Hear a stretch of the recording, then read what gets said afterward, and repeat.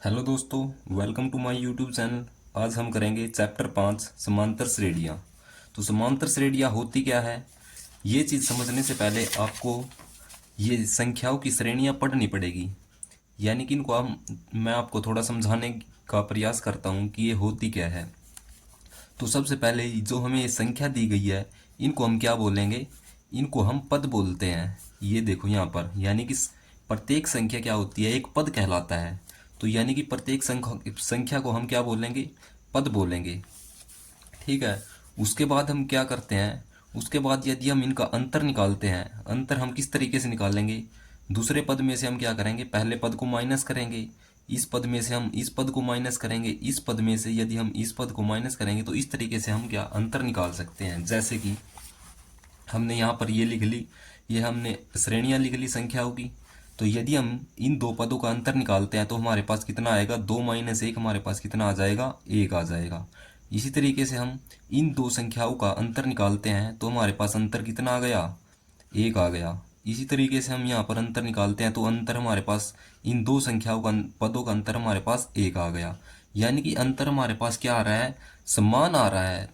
तो ये समान अंतर का मतलब भी हमारे पास ये क्या है कि ये अंतर जो है समान आ रहा है, यानी कि समान अंतर। ठीक है। तो यही है इसका अर्थ। क्या हो जाएगा? समानांतर श्रेणियाँ, यानी कि जिस श्रेणी के अंदर अंतर समान होगा उसी को हम क्या बोलेंगे? समांतर श्रेणी। ठीक है। तो ये हो जाएगा अंतर। तो अंतर को हम किस चीज़ से लिखते हैं? अंतर को हम डी से लिखते हैं। ठीक है। तो हम यहाँ से कोई भी दो पद लेंगे, दो पद जो है वो इकट्ठे उठाएंगे। यानी कि जैसे हम यहाँ से ये दो पद ले सकते हैं और यहाँ से हम दो पद, ऐसा नहीं कि हम पहले ये पद ले लिया और दूसरा पद हम ये ले लें। हमें ऐसा हमें अंतर नहीं निकालना है। अंतर किस तरीके से निकलेगा? अंतर इकट्ठे दो पदों का निकलेगा। तो इस तरीके से हम क्या निकालते हैं? अंतर निकालते हैं। इसको हम क्या बोलते हैं? इसको हम सार्व अंतर बोलते हैं। ठीक है। इसको हम डी से लिखते हैं। और जो ये हमारे पास जो पहला पद है, इसको हम क्या लिखते हैं? इसको हम प्रथम पद बोलते हैं। यानी कि पहली संख्या को प्रथम पद बोलते हैं, दूसरी संख्या को हम दूसरा दूसरा पद बोलते हैं।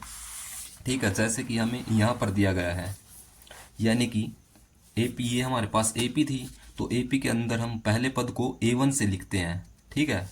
तो ये इसको हम क्या लिखेंगे? ए1। ये हमारा ए1 हो जाएगा। और दूसरे पद को हम क्या लिखेंगे? ए2 लिखेंगे। यानी कि जो प्रथम पद है, एक है, उसको हम क्या लिखेंगे? ए1 लिखेंगे। और दूसरे पद को हम क्या लिखेंगे? ए2 से लिखेंगे। दूसरा पद हमारे पास 2 है। और इसी तरीके से हम तीसरा पद हमारे पास क्या हो जाएगा? 3 हो जाएगा। इस तरीके से हम इन पदों को लिखेंगे। ठीक है। तो और दूसरी बात क्या है, जो ये हमारे पास सार्वंतर होता है जिसको हम डी से लिखते हैं, यानी कि ये सार्वंतर, इसको हम क्या बोलते हैं? सार्वंतर बोलते हैं। सार्व अंतर, ये हमारे पास क्या होता है? सार्वंतर होता है। तो इसने ये यहाँ पर बताया है कि सार्वंतर जो है धनात्मक हो सकता है, यानी कि कोई भी प्लस वाली संख्या हो सकती है, और ऋणात्मक हो सकता है, यानी कि माइनस वाली संख्या हो सकती है, और ये शून्य भी हो सकता है।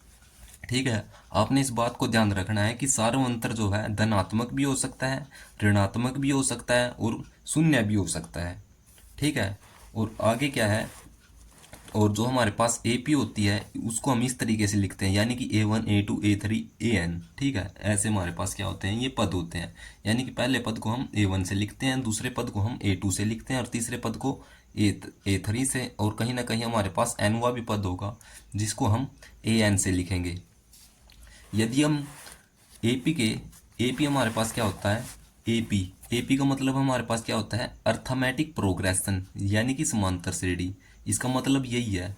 आपने इसको, हम बार बार इस प्रश्नावली के अंदर एपी का यूज करेंगे। एपी का मतलब क्या होता है? अर्थमेटिक प्रोग्रेशन, यानी कि समांतर श्रेणी।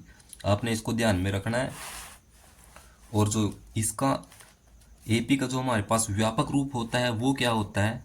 वो होता है ए+डी, ए+2डी, ए+3डी। इस तरीके से हमारे पास क्या हो जाएगा? ये व्यापक रूप हो जाएगा एपी का। ठीक है। इसको हम क्या बोलते हैं? इसको हम प्रथम पद बोलते हैं, यानी कि ए1। ये हमारे पास किसके बराबर हो जाएगा, A1 के। ये हमारे पास A2 के बराबर हो जाएगा और ये हमारे पास A3 के बराबर हो जाएगा, यानी कि A+2D। यानी कि यदि हम देखते हैं सामान्य रूप AP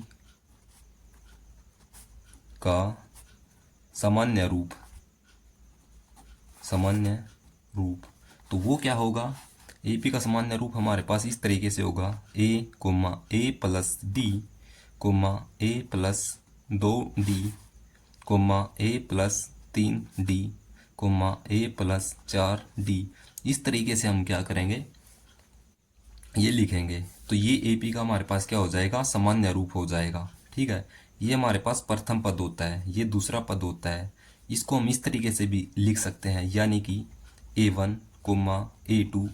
A2 हमारा किसके बराबर हो जाएगा, A+D को, और ये तीसरा पद होता है, इसको हम A3 भी लिख सकते हैं, इसको हम A4 लिख सकते हैं। तो इसको हम इस तरीके से लिख सकते हैं। तो AP का हमारे पास जो सामान्य रूप होगा वो ये हो जाएगा। ठीक है, इसको हम इस तरीके से भी लिख सकते हैं। आगे हमें क्या दिया है, यानी कि यदि किसी भी यानी कि पदों की संख्या यदि फाइनाइट होती है तो उस AP को हम क्या बोलते हैं, परिमित AP कहते हैं।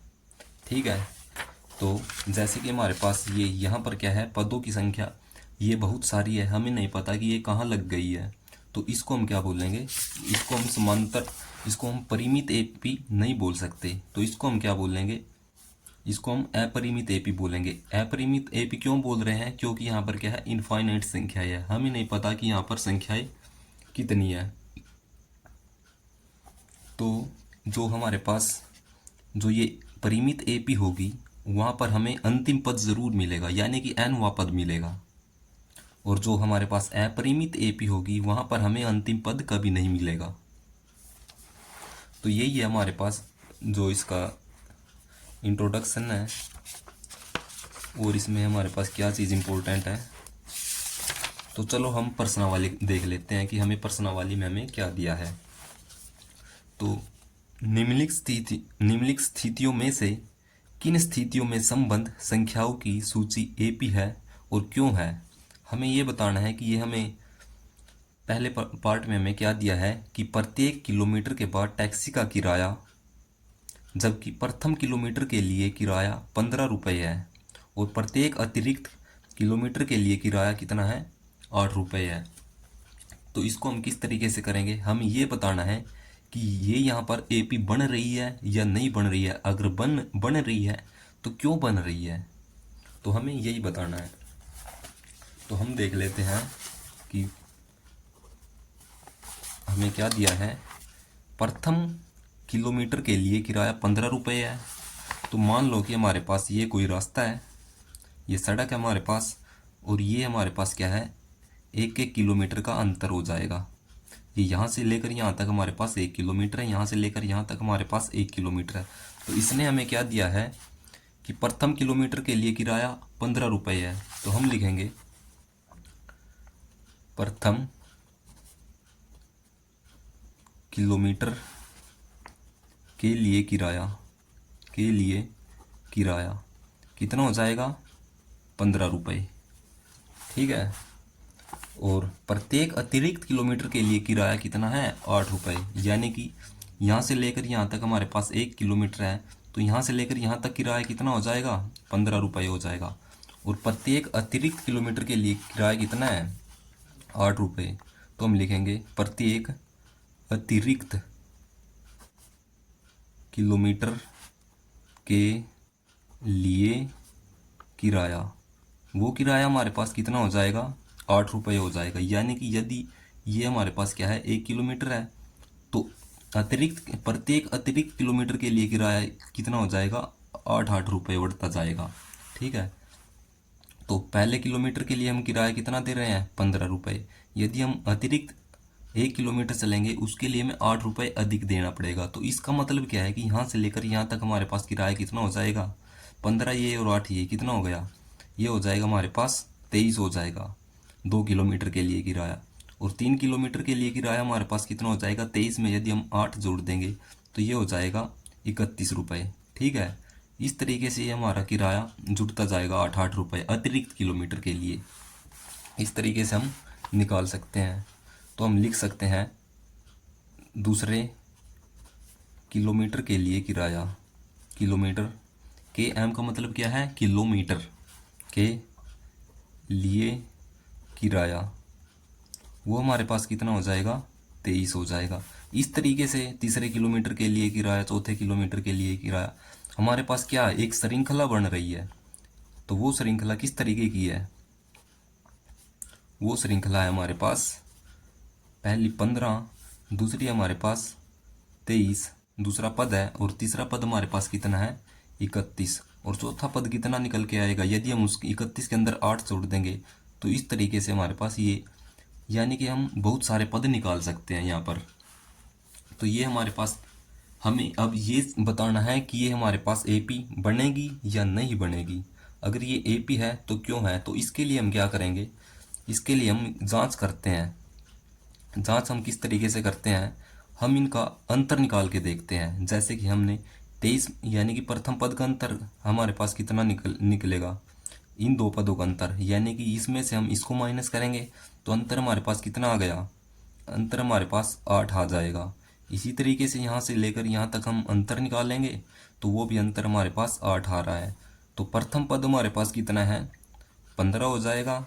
और यदि हम अंतर निकाल रहे हैं, यानी कि प्रथम दो पदों का अंतर हम हमारे पास क्या आएगा, 23 माइनस 15, तो ये 8 आ जाएगा। इसी तरीके से हम अगले दो पदों का अंतर निकाल लेंगे, उसको हम D2 लिखेंगे, तो 31 माइनस 23, तो अगला अंतर भी हमारे पास कितना आ रहा है, 8।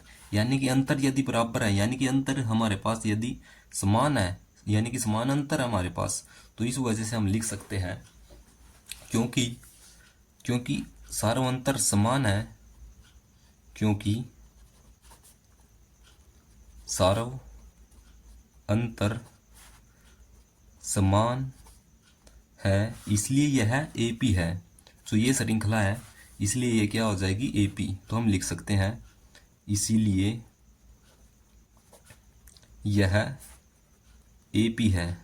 एपी का मतलब क्या है, अर्थमेटिक प्रोग्रेशन।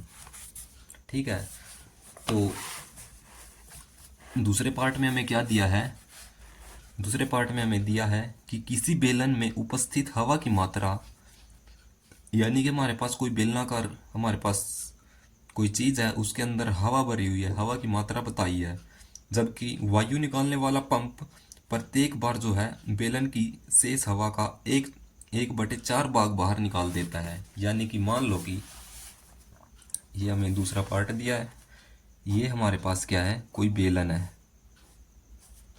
ठीक है, ये हमारे पास कोई बेलन है, ये यहाँ पर इस एक पाइप लगी हुई है।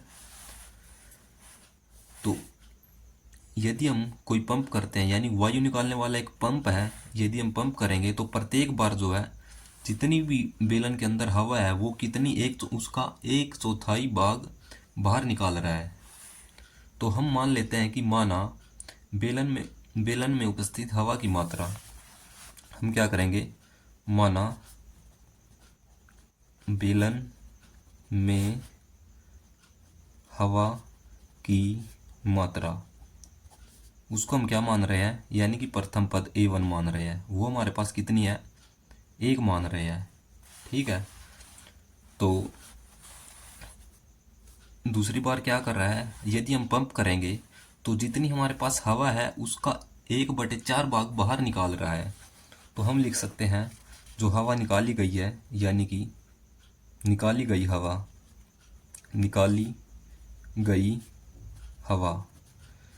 तो हमारे पास हवा, पहले हवा की मात्रा कितनी है, 1 है, और हम यदि पंप करते हैं तो इसका 1 का 1/4 भाग बाहर निकल रहा है। तो इस वजह से हमारे पास 1/4 हो जाएगी हवा इसके अंदर। अब इसके अंदर हवा कितनी हो गई, 1/4। तो A2 हमारे पास कितना आ जाएगा, ये निकाली गई हवा है, तो हमारे पास प्रथम पद A था, इसमें से यदि हम 1/4 भाग हवा का बाहर निकाल रहे हैं तो हमारे पास ये अंदर शेष बची हुई हवा आ जाएगी। तो कितना आ जाएगा, ये आ जाएगा 3/4। तो A2 हमारे पास कितना आ गया, 3/4। तो इसी तरीके से अब हम क्या करेंगे, अब हम लिख सकते हैं कि निकाली गई हवा। दूसरी बार हम क्या करेंगे, पंप करेंगे। पंप करने के बाद 1/4 हवा बाहर निकल जाएगी, तो हम लिख सकते हैं कि निकाली गई हवा कितनी हो जाएगी, 3/4 का 1/4 भाग। यानी कि इतना भाग हम क्या कर रहे हैं, जो हमारे पास हवा थी उसका 1/4 भाग हम बाहर निकाल रहे हैं। तो ये हो जाएगी 3/16।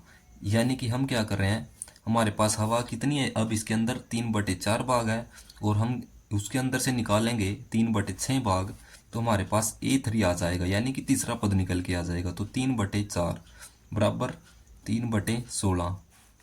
जब हम इसका एलसीएम लेके सोल्व करेंगे तो हमारे पास कितना आ जाएगा, ये 12 और ये -3 बराबर 12 में से 3 गए 9/16। तो A3 हमारे पास इस तरीके से हम पद निकाल सकते हैं, तीसरा पद, चौथा पद, पांचवा पद। ठीक है, तो हमारे पास ये श्रृंखला क्या आएगी, जो हमारे पास ये यानी पदों की जो हमारे पास श्रृंखला बनेगी, वो श्रृंखला किस तरीके की होगी। तो पहला पद तो हमारे पास 1 हो जाएगा, दूसरा पद 3/4 हो जाएगा, और जो है तीसरा पद हमारे पास क्या हो जाएगा, तीसरा पद 9/16। इस तरीके से हम पद निकाल सकते हैं बहुत सारे। तो अब हमें ये बताना है कि ये AP है या नहीं। इसके लिए हम क्या करेंगे, जांच करेंगे। जांच किस तरीके से करेंगे, हम इनका सारवंतर निकाल के देखेंगे। यानी कि इन दो पदों के यदि हम सारवंतर निकालते हैं तो उसको हम D1 लिखेंगे।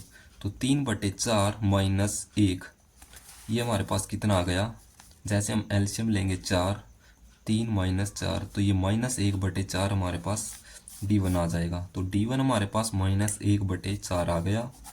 इसी तरीके से हम D2 निकाल के देखते हैं।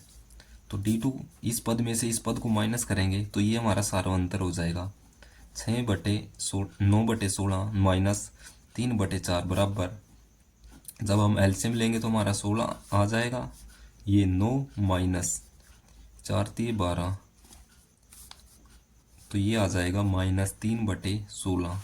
तो D2 हमारे पास क्या आया, -3/16। यदि सारवंतर सभी जगह बराबर आ जाता है तो हम उसको क्या बोलते हैं, समांतर श्रेणी। लेकिन D1 बराबर नहीं है D2 के, इस वजह से हम लिख सकते हैं क्योंकि सारव अंतर समान नहीं है, समान नहीं है। इसलिए जो श्रृंखला है, इसलिए यह जो श्रृंखला है AP नहीं है, AP नहीं है। ठीक है, तो तीसरे पार्ट में हमें क्या दिया है कि प्रत्येक मीटर की खुदाई के बाद एक कुआं हवा खोदने में आई लागत, जबकि प्रथम मीटर खुदाई की लागत 150 रुपये है और बाद में प्रत्येक मीटर खुदाई की लागत हमारे पास 50 रुपये बढ़ती जाती है। तो मान लो कि हमारे पास कोई कुआं है, ये हमारे पास कोई कुआं हो गया। यदि ये मान लो कि यहाँ से लेकर यहाँ तक हमारे पास 1 मीटर का डिस्टेंस है, यानी कि दूरी है 1 मीटर की। यदि हम यहाँ से यहाँ तक खोदते हैं, यानी कि प्रथम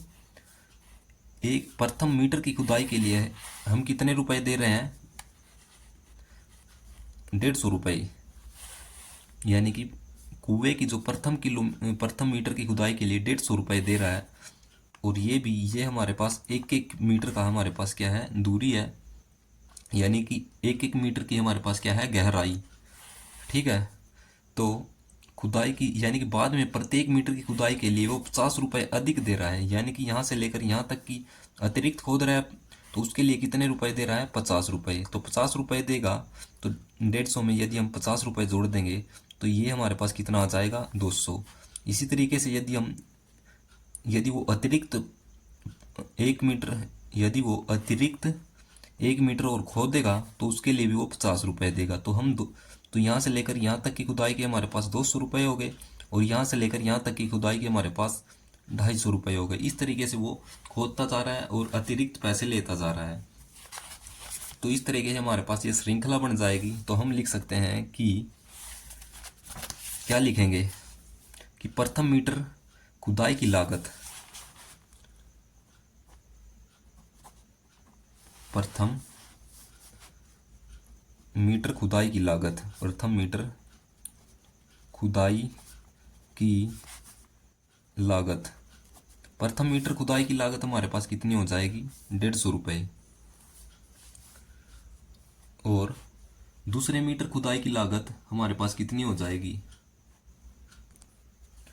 तो प्रथम मीटर खुदाई की लागत 150 रुपये है, और प्रत्येक अतिरिक्त मीटर जो है खुदाई की लागत हमारे पास कितनी है, खुदाई की लागत वो कितनी है, वो 50 रुपये अधिक ले रहा है। तो इस वजह से हमारे पास जो श्रृंखला बनेगी, श्रृंखला क्या बन रही है, ये बन रही है सबसे पहले 150, फिर हम उसके अंदर 50 और जोड़ेंगे तो ये हमारे पास अगला पद 200 आ जाएगा। उससे अगला पद हमारे पास कितना आएगा, 50 रुपये, यानी कि 1 मीटर और अधिक खोदने के 50 रुपये और लेगा। तो अगला पद हमारे पास ये आ जाएगा, उससे अगला पद हमारे पास ये आ जाएगा। इस तरीके से हमारे पास पद आते जाएंगे। अब हमें ये बताना है कि ये एपी है या नहीं है। तो इसके लिए हम क्या करेंगे, इसके लिए हम क्या करते हैं, जांच करते हैं। जांच किस तरीके से करते हैं, हम इनका क्या निकालते हैं, अंतर निकालते हैं। तो D1, तो सारा अंतर हम किस तरीके से निकालते हैं, ये पहला अंतर किस तरीके से, दूसरे पद में से पहले पद को हम माइनस करेंगे। तो 200 माइनस 150, तो हमारे पास कितना आ जाएगा, 50 आ जाएगा। इसी तरीके से हम D2 यानी कि इस पद में से इस पद को माइनस करेंगे तो हम देखते हैं कि हमारे पास अंतर कितना आता है।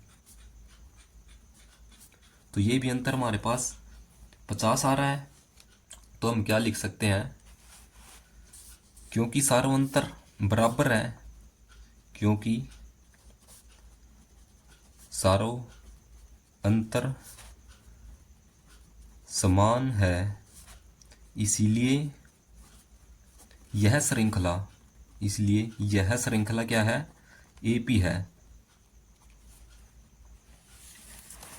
इसी तरीके से हम दूसरे पार्ट में ये पार्ट नंबर 4 देखेंगे, यानी कि खाते में प्रत्येक वर्ष का मिश्र धन, जबकि 10,000 रुपये की राशि 8% वार्षिक की दर से चक्रवर्ती ब्याज पर जमा की जाती है। चक्रवर्ती ब्याज क्या होता है, चक्रवर्ती ब्याज हमारे पास क्या होता है, ब्याज के ऊपर यदि हम ब्याज लगाते हैं, इस तरीके से हम क्या निकाल सकते हैं, चक्रवर्ती ब्याज निकालते हैं। मान लो कि यदि किसी के पास 100 रुपये है और उसके पास यदि वो वार्षिक ब्याज लगा रहा है, तो पहले वर्ष का ब्याज मान लो 20 रुपये बना, तो दूसरे वर्ष का ब्याज भी क्या रहेगा, 100 रुपये के ऊपर ही निकालेंगे। ठीक है, और तीसरे वर्ष का ब्याज भी हम उस जो हमारे पास 100 रुपये थे उसी के ऊपर ही हम निकालेंगे। तो ये साधारण ब्याज होता है। लेकिन चक्रवर्ती ब्याज क्या होता है, चक्रवर्ती ब्याज होता है यदि हमारे पास पहले वर्ष का मूलधन यदि हमारे पास 100 रुपये है और 20 रुपये पहले वर्ष का, दूसरे वर्ष का, ये पहले वर्ष का ब्याज बनता है, तो हमारे पास मिश्रधन कितना आ गया, दूसरे वर्ष के लिए हमारे पास मिश्रधन आ गया 120 रुपये। और अब हम जो ब्याज लगाएंगे, ब्याज हम 100 रुपये पर न लगाकर उन 120 रुपये पर लगाएंगे। तो ये हमारे पास क्या होता है, चक्रवर्ती ब्याज, यानी कि ब्याज के ऊपर ब्याज लगा रहे हैं, ये हमारे पास चक्रवर्ती ब्याज होता है। तो खाते में प्रत्येक वर्ष का मिश्रधन, सबसे पहले हम देख लेते हैं कि हमें क्या दी गई है, राशि दी गई है। तो पहले वर्ष की राशि हमारे पास कितनी है, पहले वर्ष की राशि कितनी है, 10,000 रुपये। और जो वार्षिक दर दी है, हम लिखेंगे वार्षिक दर। वार्षिक दर कितनी है, 8% है। तो हमें क्या निकालना है, चक्रवर्ती ब्याज पर जमा जो 8% वार्षिक की दर से चक्रवर्ती ब्याज पर जमा की जाती है। तो यदि हम अब हम इसका क्या निकालेंगे, ब्याज निकालेंगे। जो वार्षिक दर हमें 8% दी है और पहले वर्ष की राशि हमें कितनी दी है, यानी कि मूलधन भी कह सकते हैं, वो हमें 10,000 रुपये दी है।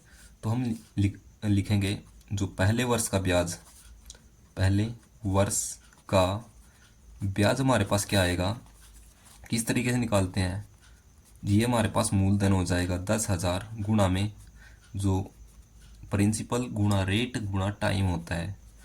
और रेट हमें कितनी दी है, 8%, और समय हमें कितना दिया है, 1 वर्ष, क्योंकि ये वार्षिक दर है, यानी कि 1 वर्ष के ऊपर ये दर लग रही है। तो ये हमारे पास ब्याज कितना आ जाएगा, इसको हम काटेंगे तो ये बन जाएगा 800। तो पहले वर्ष का ब्याज हमारे पास 800 आ गया। तो हमारे पास ये राशि कितनी आ जाएगी, अब हमारे पास लिखेंगे दूसरे वर्ष की जो राशि है, दूसरे वर्ष की राशि 10,000 रुपये प्लस 800। तो ये हमारे पास दूसरे वर्ष की राशि निकल के आ गई, कितनी हो जाएगी, 10,800। अब हम दूसरे वर्ष के लिए यदि ब्याज देखते हैं, दूसरे वर्ष के लिए ब्याज वो क्या क्या हो जाएगा, हमारे पास अब राशि कितनी है, 10,800। यानी कि साधारण ब्याज में हम क्या करेंगे, साधारण ब्याज में हम पहले वर्ष, दूसरे वर्ष और तीसरे वर्ष के लिए हम इस पर क्या निकालते हैं, ब्याज निकालते हैं, इस राशि पर क्या निकालते हैं, ब्याज निकालते हैं। अब हम क्या कर रहे हैं, अब हमारे पास जो दूसरे वर्ष की ये राशि आई है इसके ऊपर ब्याज निकालते हैं, तो इसी को हम क्या बोलते हैं, चक्रवर्ती ब्याज बोलते हैं। तो दूसरे वर्ष के लिए ब्याज हमारे पास कितना आ जाएगा, ये हमारे पास मिश्र धन है, तो रेट हमें यानी दर कितनी दी है, 8%, और ये वार्षिक है तो इस वजह से हम गुणा में 1 लिखेंगे, यानी कि 1 वर्ष के लिए हमारे पास ये ब्याज आ जाएगा। तो जैसे हम इसको काटेंगे तो ये हमारे पास कितना बनेगा, ये 864। ठीक है, तो दूसरे वर्ष के लिए ब्याज हमारे पास कितना आ गया, 864। तो हम लिख सकते हैं कि तीसरे वर्ष की राशि हमारे पास तीसरे वर्ष की राशि हमारे पास क्या आएगी, तीसरे वर्ष की राशि, तीसरे वर्ष की राशि हमारे पास क्या आएगी, जो दूसरे वर्ष की हमारे पास राशि आई थी उसके अंदर ये ब्याज जुड़ जाएगा दूसरे वर्ष का, वो कितनी थी, 10,800 प्लस में 864। तो ये हमारे पास तीसरे वर्ष की राशि निकल के आ जाएगी, कितनी हो जाएगी, ये 64, ये हो जाएगा 16 और 1, यानी कि 11,664। तो ये हमारे पास तीसरे वर्ष की राशि आ जाएगी। इसी तरीके से हमारे पास जो श्रृंखला बनेगी, क्या श्रृंखला बनी हमारे पास, पहले वर्ष हमारे पास 10,000 रुपये थे, दूसरे वर्ष कितने हुए, 10,800, और तीसरे वर्ष हमारे पास 11,664। इस तरीके से हमारे पास ये प्रथम पद हो गया, ये दूसरा पद, ये तीसरा पद। अब हमें जांच करके बतानी है कि ये एपी है या नहीं है। उसके लिए हम क्या करेंगे, उसके लिए हम इनका अंतर निकालेंगे। अंतर हमारे पास यानी कि D1 हमारे पास कितना आ जाएगा, 800, और D2 निकालते हैं, इसमें से इसको माइनस करेंगे तो ये कितना आ जाएगा, 10,800 माइनस ना, ये 11,664 में से माइनस करेंगे, 11,664 माइनस 10,800, क्योंकि अगले पद में से हम ये पिछले वाला पद घटाते हैं तभी हमारा क्या निकलते हैं, सर्वांतर निकलता है। तो हमारे पास ये आ जाएगा, कितना आया, 4, 6, और ये बनेगा 16 में से 8, तो 8। तो दूसरे वर्ष का जो हमारे ये सार्वंतर यहाँ पर हमारे पास क्या आया, 864। तो D1 नहीं है D2 के, यानी कि ये अंतर हमारे पास सार्वंतर बराबर नहीं है, इसलिए हम क्या कह सकते हैं, यह AP नहीं है। तो ये AP नहीं होगी। तो क्वेश्चन नंबर 2 में हमें क्या दिया है कि दी हुई एपी के प्रथम चार पद लिखिए, जबकि प्रथम पद ए और सार्वंतर डी जो हमें दिया गया है यानी कि निम्नलिखित है।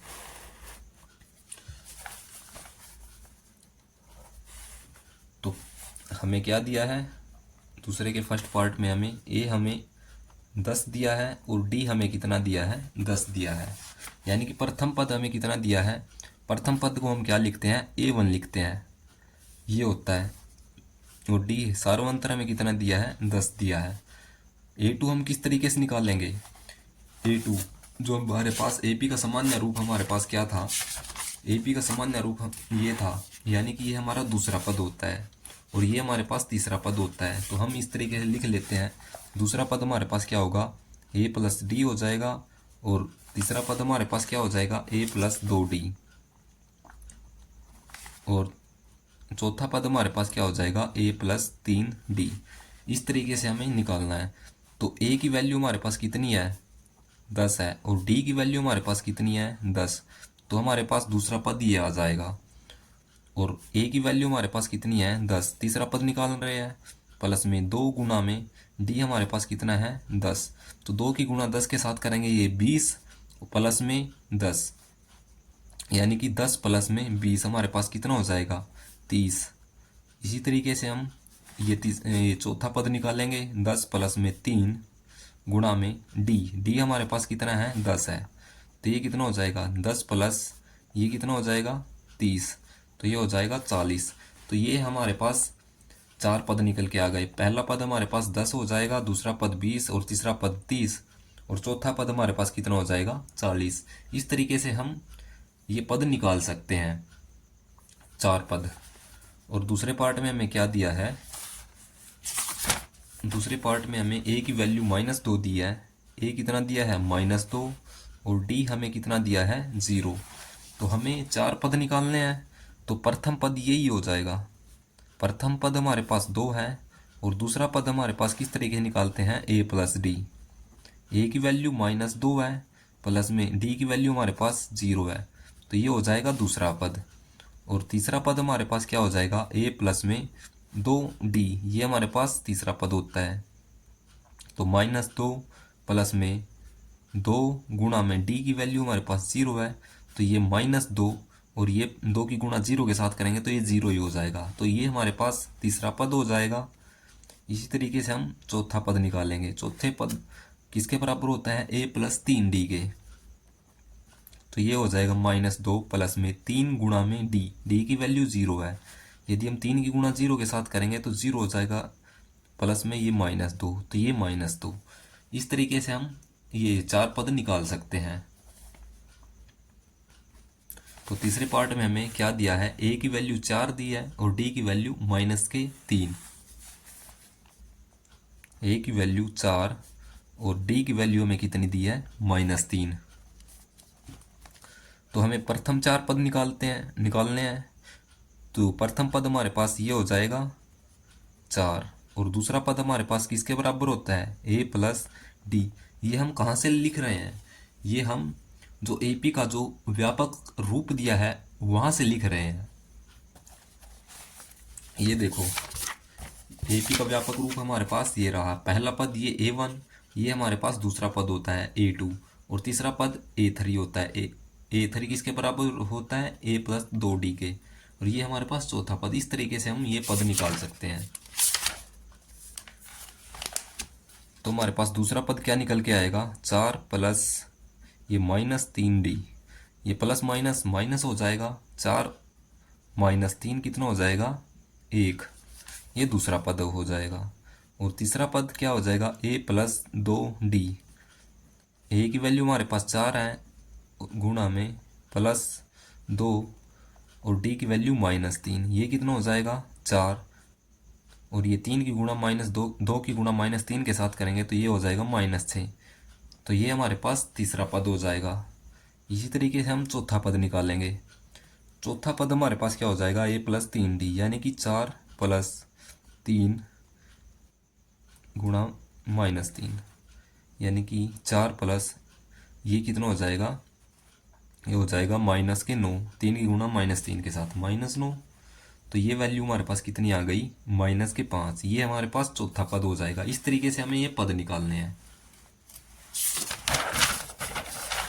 और ये पार्ट नंबर 4 में हमें क्या दिया गया है, दूसरे के ए की वैल्यू हमें -1 दी है और डी की वैल्यू 1/2 दी है। तो प्रथम पद यही हो जाएगा -1। दूसरा पद किसके बराबर हो जाएगा, a प्लस डी के, यानी कि -1 प्लस डी की वैल्यू 1/2। जैसे हम इसको सोल्व करते हैं एलसीएम लेके, तो ये हमारे पास कितना आ जाएगा एलसीएम 2, और ये -2 प्लस 1, तो ये हमारे पास कितना आया, -1/2। ये हमारे पास दूसरा पद हो जाएगा। और तीसरा पद हमारे पास क्या होगा, a प्लस 2d। ए की वैल्यू हमारे पास -1 है, प्लस 2 गुणा में डी की वैल्यू कितनी है, 1/2। ये 2 से 2 कटेगा, तो ये कितना बनेगा, -1 प्लस 1, यानी कि 0। इसी तरीके से हम चौथा पद निकालेंगे, a प्लस 3d।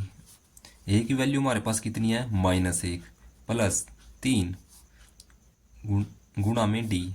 डी की वैल्यू हमारे पास कितनी है, 1/2। तो -1 प्लस 3/2, जैसे हम इसका एलसीएम लेंगे तो हमारे पास कितना आ जाएगा, 2। ये -2 प्लस 3, तो ये हो जाएगा 1/2। इस तरीके से हम ये 4 पद निकाल सकते हैं। ये पहला पद, ये दूसरा पद हो जाएगा, यानी कि A2 हमारे पास कितना आया, -1/2। A3 हमारे पास कितना आया, 0। A4 हमारे पास कितना आया, 1/2। इस तरीके से हम ये 4 पद निकाल सकते हैं। और पांचवा पद, ये पांचवें क्वेश्चन, पांचवें पार्ट में हमें क्या दिया है, ए की वैल्यू -1.25 दी है, और डी की वैल्यू कितनी दी है, -0.25।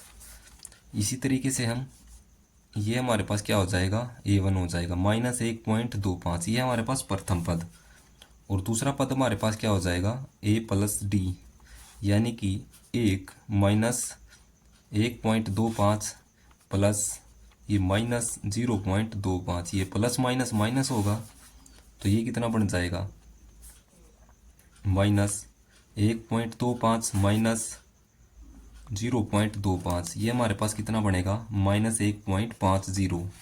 ये हमारे पास दूसरा पद हो जाएगा। और तीसरा पद, a प्लस 2d।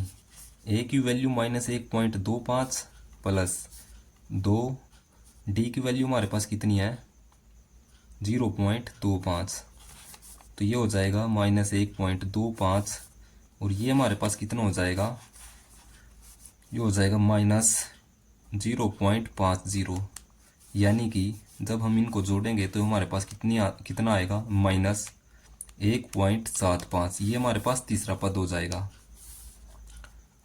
और चौथे पद की यदि हम बात करते हैं, a प्लस 3d, इस तरीके से हम ये चौथा पद निकालते हैं। तो a की वैल्यू -1.25 होती है, प्लस 3 गुणा में डी की वैल्यू कितनी होती है, कितनी है, -0.25 बराबर -1.25, ये प्लस, और इसकी गुणा इसके साथ करेंगे तो ये आ जाएगा -0.75। तो ये जैसे हम इसको जोड़ेंगे तो -2 आ जाएगा। इस तरीके से हम पहला, दूसरा, तीसरा और चौथा पद निकाल सकते हैं। यदि वीडियो अच्छी लगे तो चैनल को लाइक, शेयर और सब्सक्राइब जरूर करें। धन्यवाद।